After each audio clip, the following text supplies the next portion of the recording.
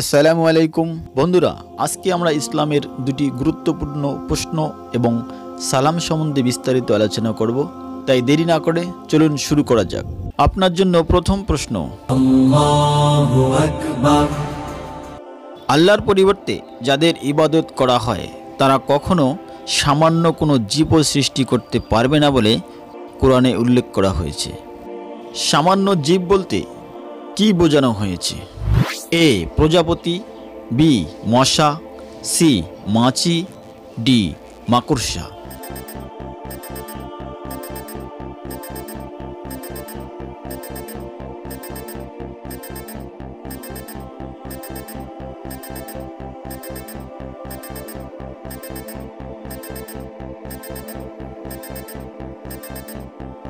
আলহামদুলিল্লাহ, আমি এই প্রশ্নের উত্তর হিসাবে বেছে নিয়েছি সি মাছি।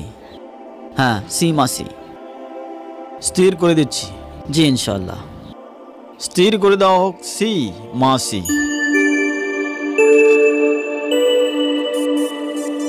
আপনি যে উত্তরটি দিয়েছেন আপনার উত্তরটি সঠিক উত্তর। আলহামদুলিল্লাহ। আপনার জন্য দ্বিতীয় প্রশ্ন, আল্লাহু আকবার।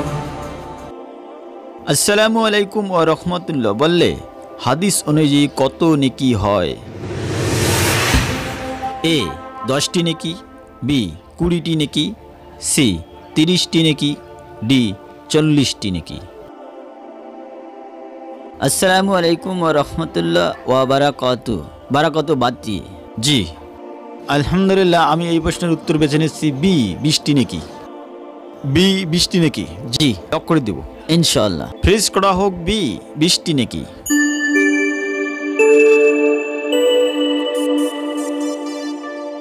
আপনি যে উত্তরটি দিয়েছেন আপনার উত্তরটি সঠিক উত্তর। আলহামদুলিল্লাহ।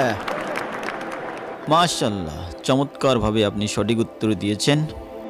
আল্লাহ রাব্বুল আলামিন আমাদের সবাইকে বেশি বেশি করে সালাম আদান প্রদান করার জন্য তৌফিক দান করুন। আল্লাহুম্মা আমিন।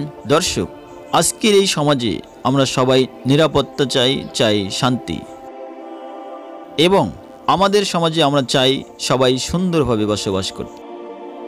দিন আমাদেরকে, এই জীবন বিধান ইসলাম আমাদেরকে শিখিয়ে দিয়েছেন একে অপরের সঙ্গে কিভাবে অভিবাদন করতে হয়। সমাজে শান্তি ফিরে পেতে চাইলে আমাদের কি করণীয়? আর তা হচ্ছে বেশি বেশি করে সালাম আদান প্রদান, প্রচার এবং প্রসার করা। এ সম্পর্কে আসুন আমরা কিছু গুরুত্বপূর্ণ তথ্য জেনে নেওয়ার চেষ্টা করি। সালাম এক অতুলনীয় সামাজিক বিধান। কারো ঘরে প্রবেশের সময় আল্লাহ তাআলা মুমিনদেরকে সালামের নির্দেশ দিয়েছেন। মহান আল্লাহ বলেন, আউযু বিল্লাহি মিনাশ শাইতানির রাজীম, ফাইজা দাখালতুম বুয়ুতান ফাসাল্লিমু আলা আনফুসিকুম তাহিয়াতাম মিন ইনদিল্লাহি মুবারাকাতান তাইয়্যিবা। যখন তোমরা ঘরে ঢুকবে নিজেদের লোকদের সালাম দিবে, কারণ এটা সাক্ষাতের জন্য আল্লাহর পক্ষ হতে প্রদত্ত বরকতপূর্ণ ও পবিত্র দোয়া।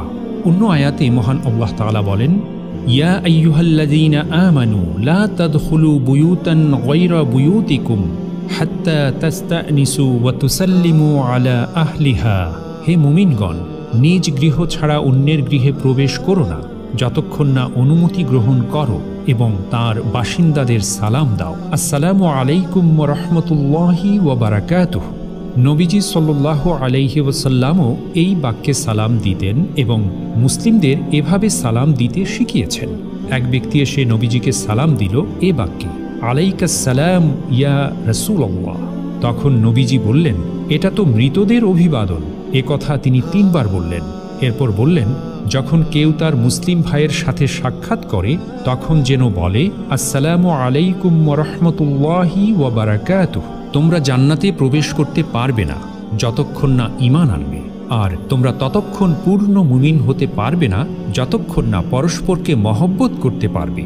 আমি কি তোমাদের এমন কিছুর কথা বলে দিব যার মাধ্যমে তোমরা পরস্পরকে ভালোবাসবে? তোমরা নিজেদের মাঝে সালামের প্রসার ঘটাও। সুতরাং কোনো মুসলিমের জন্য সম্ভব নয় ইসলামের সালাম থেকে গাফেল হয়ে শুভ সকাল বা গুড মর্নিং কালচারকে গ্রহণ করে। আল্লাহ আমাদের ইসলামের আলোয় আলোকিত হওয়ার তৌফিক দান করুন।